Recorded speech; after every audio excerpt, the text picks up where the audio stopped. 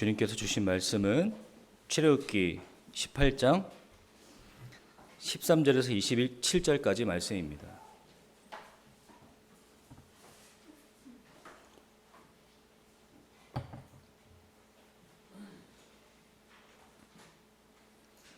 출애굽기 18장 13절에서 27절까지 말씀입니다.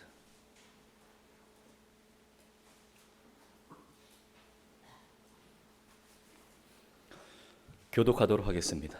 이튿날 모세가 백성을 재판하느라고 앉아 있고 백성은 아침부터 저녁까지 모세 곁에 서 있는지라.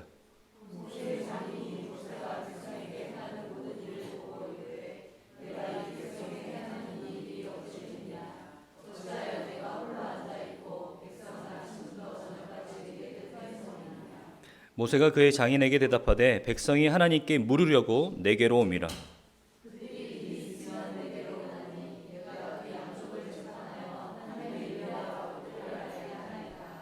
모세의 장인이 그에게 이르되 내가 하는 것이 옳지 못하도다.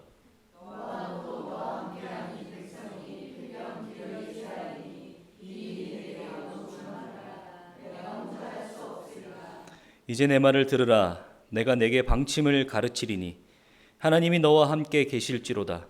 너는 하나님 앞에서 그 백성을 위하여 그 사건들을 하나님께 가져오며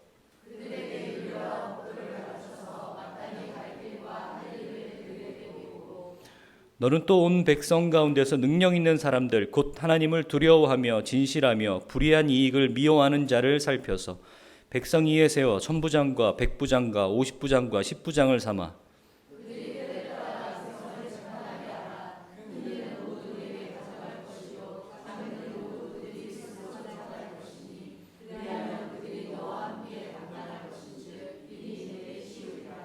내가 만일 이 일을 하고 하나님께서도 내게 허락하시면 내가 이 일을 감당하고 이 모든 백성도 자기 곳으로 평안히 가리라.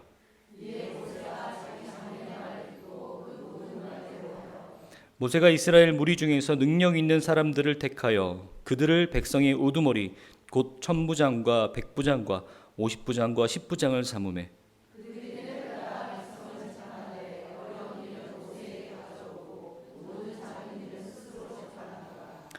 모세가 그의 장인을 보내니 그가 자기 땅으로 가니라. 아멘.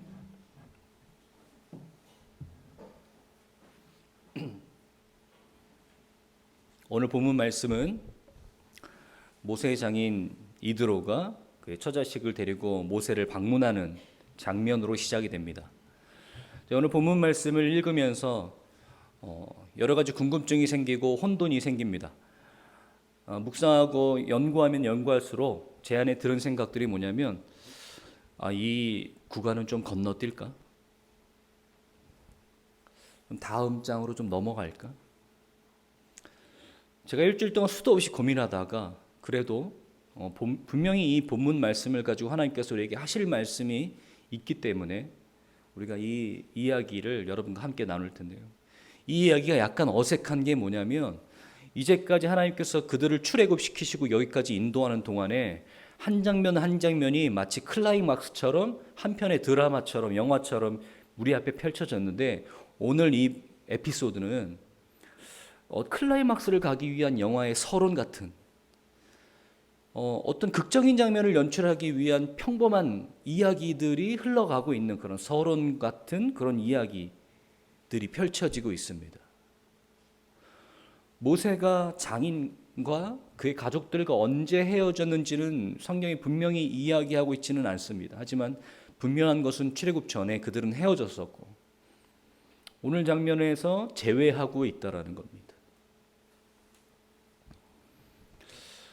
우리가 오늘 읽은 본문 말씀 그 전으로 한번 돌아가 보도록 하겠습니다. 18장 1절부터 12절인데요.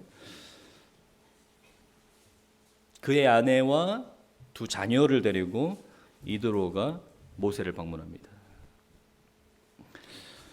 7절에 보니까 서로 문안하고 함께 장막에 들어가서 8절 한번 보겠습니다. 모세가 여호와께서 이스라엘을 위하여 바로와 애굽 사람에게 행하신 모든 일과 길에서 그들이 당한 모든 고난과 여호와께서 그들을 구원하신 일을 다 장인에게 말하매 지금 모세가 반가운 나머지 장인 이드로와 함께 장막에 들어가서 장인에게 뭘 하고 있는 거죠? 뭘 하고 있는 거죠? 구원 간증하고 있는 겁니다. 구원 간증. 하나님께서 나를 어떻게 구원하셨는지 장인에게 이야기하고 있습니다. 여러분, 여기서 우리가 꼭 주목해야 될 것이 있습니다. 이 장인 이드로가 이 이야기를 듣고 뭐라고 얘기하냐면, 이드로가 여호와께서 이스라엘에게 큰 은혜를 베푸사 애굽 사람 손에서 구원하심을 기뻐하여 이드로가 이르되 여호와를 찬송하리로다. 너희를 애굽 사람 손에서와 바로의 손에서 건져내시고 백성을 애굽 사람의 손 아래에서 건져내셨도다. 내가 알았도다. 여호와는 모든 신보다 크심으로 이스라엘에게 교만하게 행하는 그들을 이기셨다 하고, 이드로가 이 모세의 구원 간증을 듣고 하나님을 찬양하고 있습니다. 하나님을 높이고 있어요. 하나님께서 이 모든 것들을 하셨구나라고 얘기했어요. 이드로는 제사장이지만 이방신을 섬기는 제사장이에요. 하나님을 모르는 사람이었어요. 그래서 오늘 이 이야기를 듣고 하나님을 영광을 돌리며 하나님을 고백하는 장면이 있는데요. 중요한 것은 모세가 여기까지 오는 동안에 이드로에게 어떻게 이야기했는가.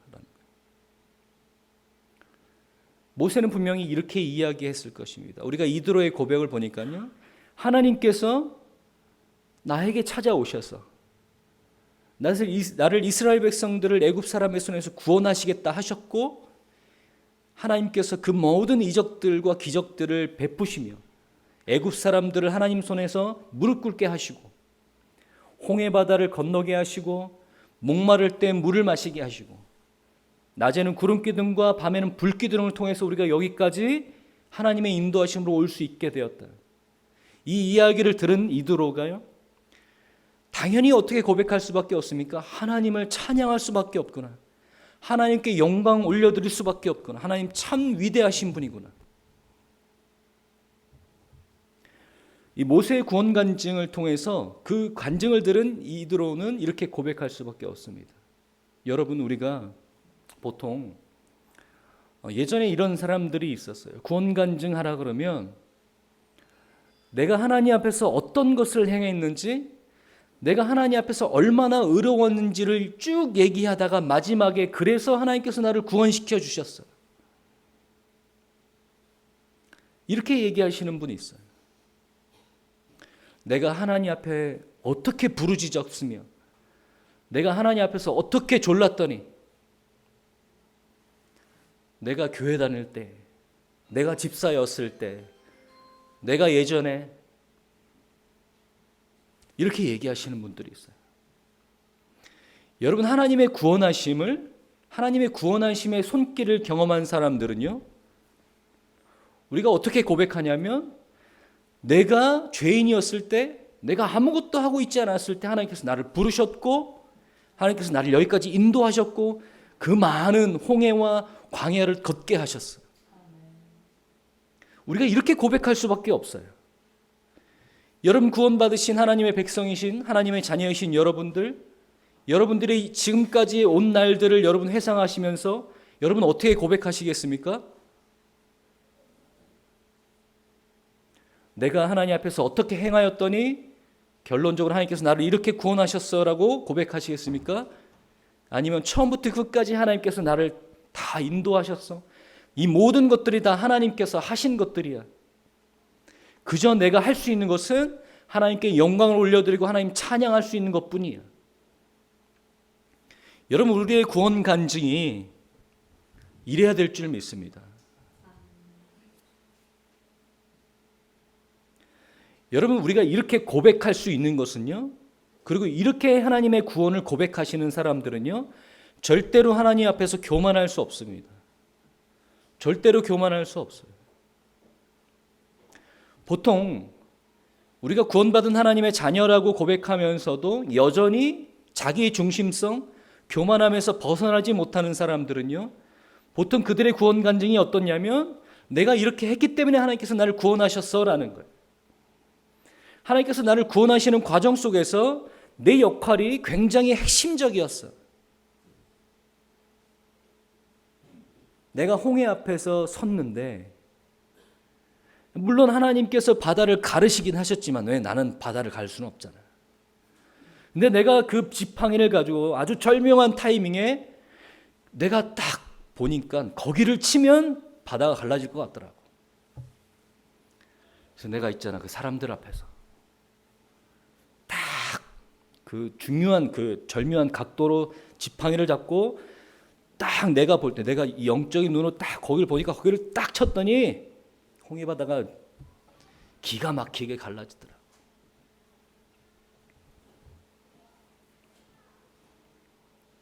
여러분, 하나님께서 여러분 구원하셨어요? 하나님께서 여러분의 구원자가 되십니까? 하나님께서 여러분의 주권자가 되시고 통치자가 되십니까?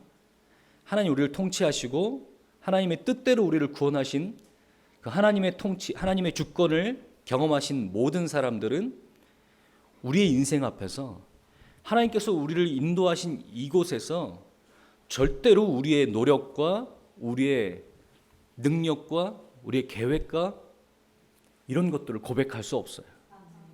이 모든 것들을 하나님께서 하셨어요. 나는 그것밖에 할 말이 없어. 이드로가요, 이 모세의 구원 간증을 듣고 당연히 반응이 뭡니까? 모세가 어떻게 얘기했길래 당연히 그렇게 반응합니까? 아, 하나님께서 정말로 위대하신, 영광 받으시기 마땅한, 찬양 받으시기 마땅한 하나님, 유일하신 신인 그 하나님 한 분뿐이구나라고 고백할 수밖에 없습니다. 여러분들도 여러분들 하나님 구원하신 하나님을 고백할 때, 여러분의 인생을 고백할 때 누군가에게 여러분의 구원하신 그 구원의 확신들이 그렇게 드러나길 바랍니다. 하나님의 영광만이, 하나님의 계획만이 드러나시는 여러분의 구원의 간증이 되시길 바랍니다. 중요한 건 그렇게 고백한 이 모세가 어떤 사람이었냐? 당연히 하나님의 능력과 구원하심을 경험한 모든 사람들이 그래야 하듯이 하나님 앞에서 겸손할 수밖에 없습니다. 겸손할 수밖에 없어요. 그런 모세의 겸손함이 어디서 드러나느냐? 이드로가 이튿날 13절에 보니까요, 백성을 재판하고자 모세가 앉아 있었습니다. 모든 이스라엘 백성들을 송사하는 자리에 있었어요, 모세가. 근데 얼마나 이스라엘 백성들이 많았습니까? 그 무리가 얼마나 많았어요? 그러니까 모세 한 명만 바라보고 이스라엘 백성들이 각자의 자기 삶에서 벌어지는 여러 가지 일들을 다 하나님께 묻고자 하여 모세 앞에 나와 있는 거예요. 근데 이 장인 이드로가 그것을 보니까 얼마나 비효율적인지, 네가 왜 그렇게 일을 처리하고 있느냐라고 얘기하고 있어요. 이 모세가 광야에서 출애굽하기 전에 이 이드로 장인 밑에서 40년 동안 양을 치고 있었습니다. 이드로는 모세를 잘 알고 있었겠지요. 그런데 이거 너무 주제 넘은 거 아닙니까? 모세는 이드로가 알던 40년 전의 그 모세가 아닙니다. 그죠?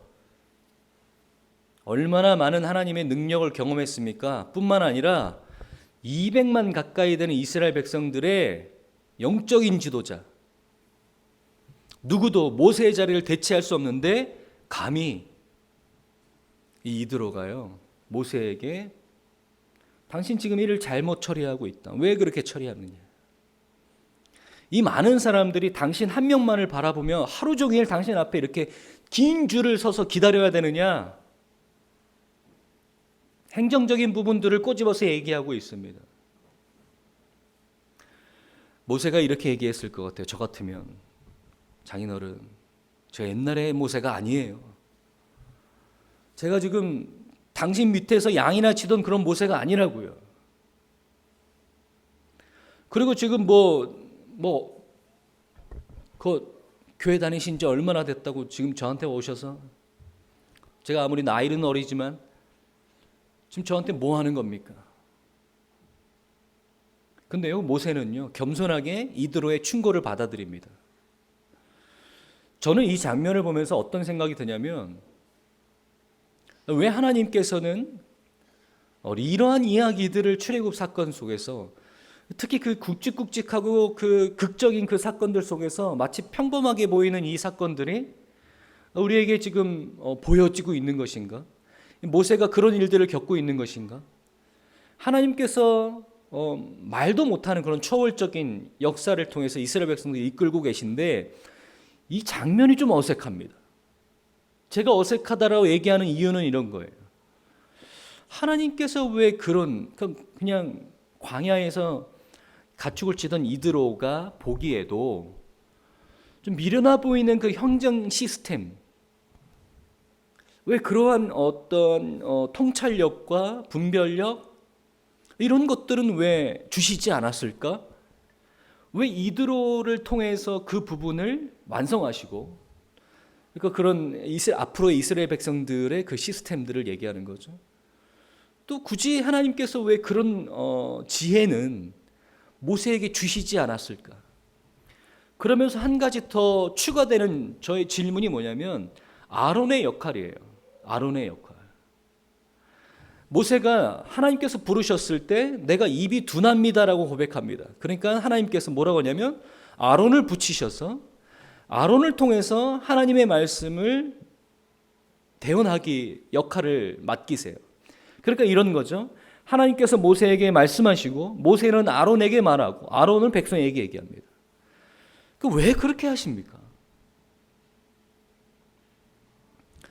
지금 우리가 하나님께서 어떠한 능력을 가지신 분인지 경험했는데 그럼 우리가 어떤 질문이 생기냐면 그냥 하나님 그냥 살짝 모세의 혀만 살짝 터치하시면 굳이 그렇게 성가시게 아론을 통해서 말씀하시지 않아도 그냥 모세가 줄줄줄 하나님의 능력을 그의 입을 통해서 흘러나가게 해야 되는 거 아닙니까? 이드로가 보기에도 그런 좀 비효율적인 그런 행정 시스템을 갖고 있는 그 모세의 집단에게 모세가 이 선지자처럼 모든 통찰력과 지혜를 갖고 있어서 누가 보기에도 완벽한 그러한 지도력을 갖고 있어야 되는 거 아닙니까? 네, 하나님 그렇게 하지 않으셨다는 거예요. 어제만 해도 르비딤에서 그 아말렉을 처치하시고 반석에서 물을 나게 하시고 만나를 내리시고 그 구름 기둥과 불 기둥으로 인도하신 하나님께서 그렇게 하지 않으신다라는 거예요. 그게 어색하더라고요. 여러분 그런 질문 해보셨어요? 네, 하나님, 내가 여기까지 오는 동안에 하나님께서 내가 설명할 수 없는 말도 못하는 놀라운 일들을 이루셨어요. 내가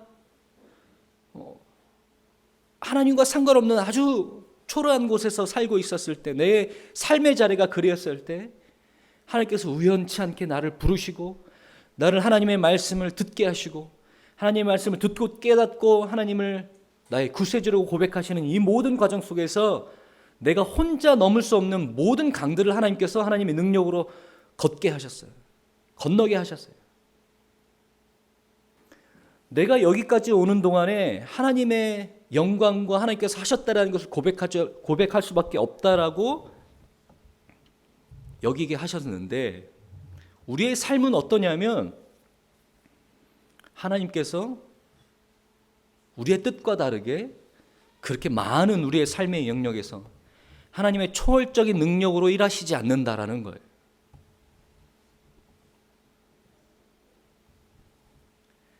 모든 우리의 삶의 부분들이 그렇게 하나님께서 초월적인 능력으로 하나님 일하시지 않는다는 거예요. 왜 그럴까요?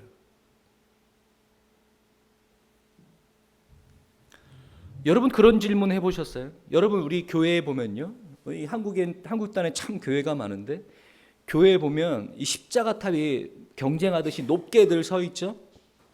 그 십자가 탑 끝에는 뭐가 있습니까? 한 번도 눈여겨본 적 없어서 잘 모르시겠어요? 피레침이 있죠. 그 왜 있습니까? 번개 맞을까 봐. 아니 어떻게 하나님의 교회가 번개를 맞아요? 십자가가 어떻게 번개를 맞아요? 코로나가 닥쳤습니다. 교회마다 방역하느라고 저희도 동사무소 가서 맨날 방역기 가서 방역했습니까? 교회에 어떻게 전염병이 침범합니까? 저희 친구 목사님이 인천에 계신 목사님 아들이에요.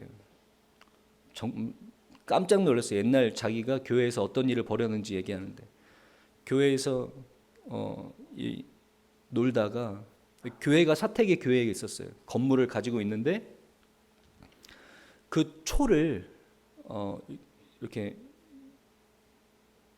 이렇게 책을 쌓아서 이렇게 작은 굴을 만들어 놓고 그 안에다 초를 놓으니까 너무 이쁘길래 그렇게 하고 놀다가 교회를 홀랑 다 불태워 먹었어요. 교회가 전소됐대요. 제가 그 얘기를 들으면서 진짜 대단한 일 아닙니까? 예전에는요, 교회가 불났다 그러면 그 교회는 문 닫아야 돼요. 예민한 문제입니다. 어떻게 사람들 의식이 뭐냐면 교회가 어떻게 불이 타? 하나님 떠나셨나 보다. 그 교회는요, 다음부터요, 그 교회 못 해요.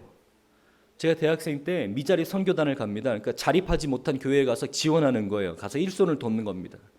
그래서 제가 온양에 있는 교회를 갔는데 그 교회는 생긴 지 얼마 안 돼서 미자리 교회가 아니에요. 생긴 지 오래됐는데 중간에 불이 한 번 났어요. 그 다음부터 성도들의 발길이 뚝 끊겼습니다. 그런 부분들입니다. 왜 하나님의 교회가 불이 타야 됩니까? 왜 십자가가, 높이 서 있는 십자가가 번개에 맞을까 봐 피리침을 둬야 됩니까? 왜 전염병이 오면 교회가 방역해야 됩니까? 교회인데 그럴 수 있습니까?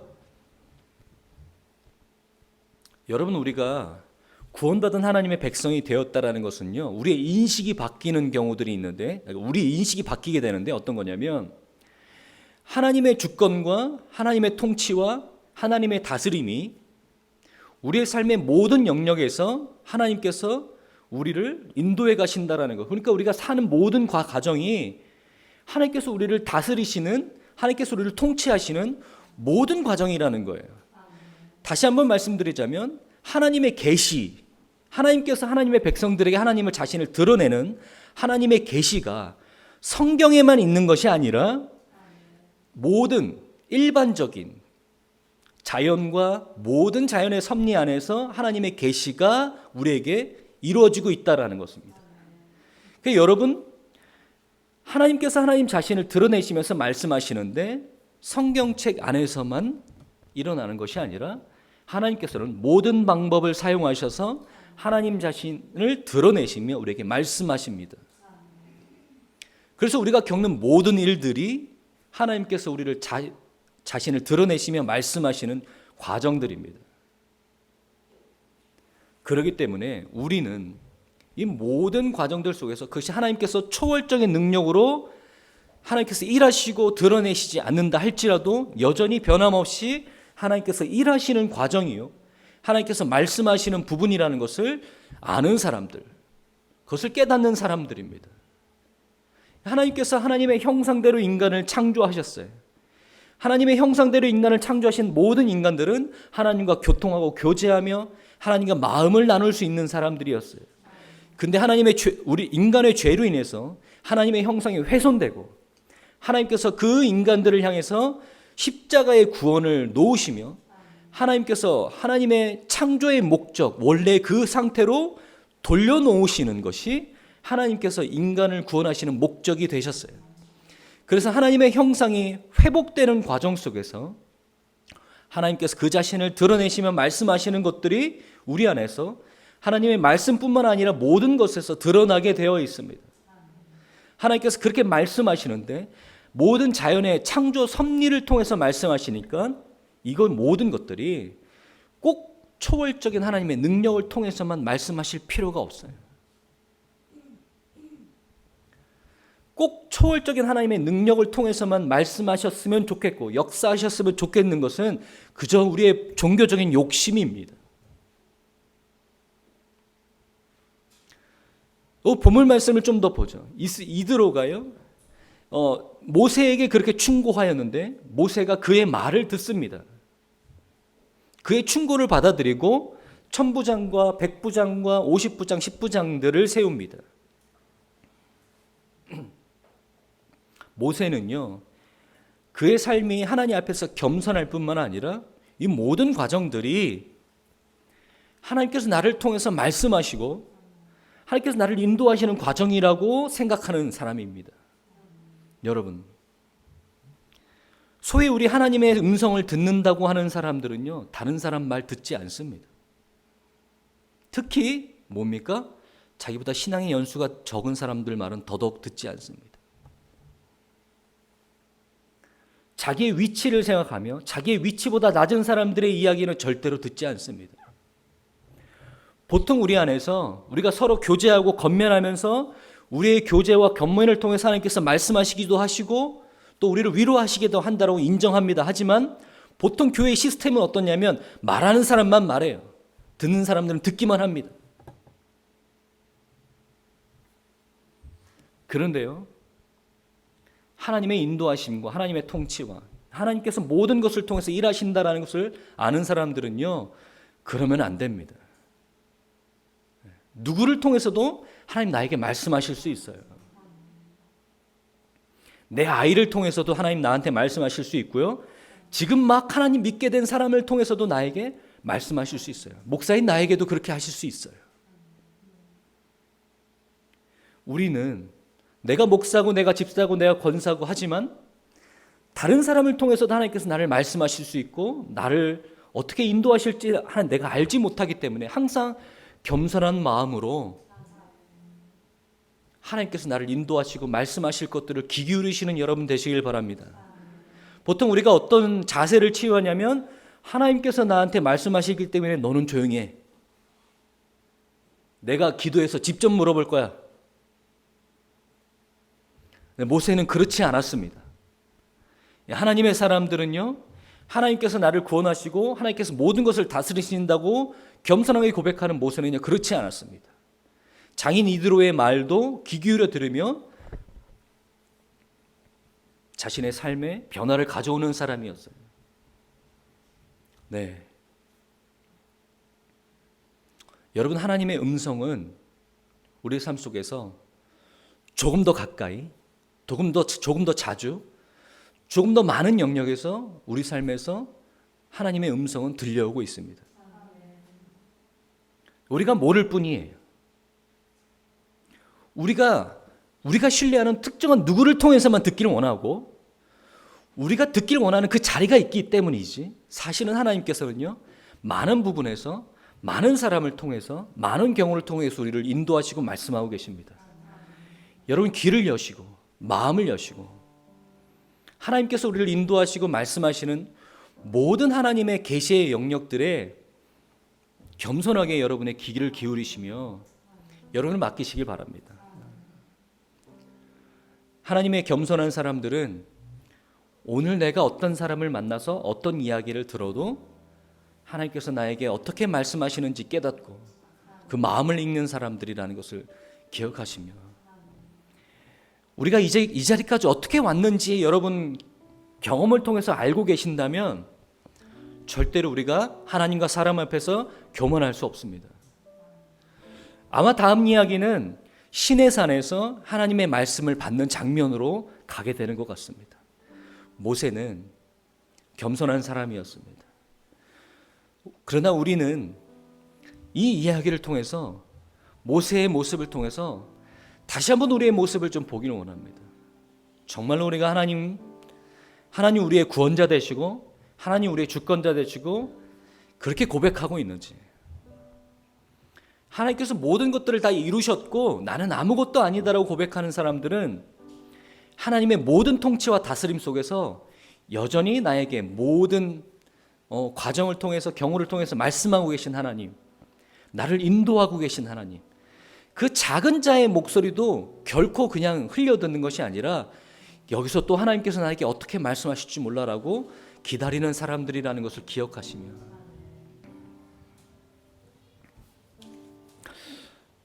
겸손하게 여러분의 삶을, 여러분의 광야를 살아내시는 여러분 되시길 바랍니다.